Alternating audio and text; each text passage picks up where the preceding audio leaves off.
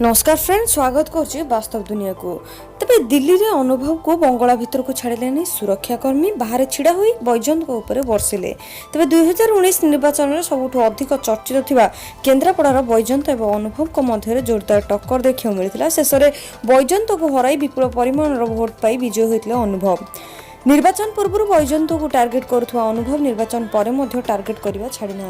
गतकाली पुणी थे बैजयंत को टार्गेट कर ट्वीट कर अनुभव। तेज अनुभव को ट्वीट अनुଯାयी बीजेडी सांसद थिला बेले बैजयंत को नुआदिल्ली में द्वितीय महादेव रोड में सरकारी बंगला मिलता, किंतु बैजयंत सांसद पदर केवटी इस्तीफा दे सारे और निकट में परास्त होते से बंगला को छाड़ू ना अनुभव महांती अभियोग करपरिकी से बंगला भीतर को छाड़ू ना अनुभव गेट बाहर ठिया हो एक फोटो उठाई ट्वीट कर। तेज ये आज वीडियो एमती नुआ नुआ वीडियो देखा निश्चित भाव में चैनल सब्सक्राइब करूँ, पाखर बेल आइकन प्रेस करनी।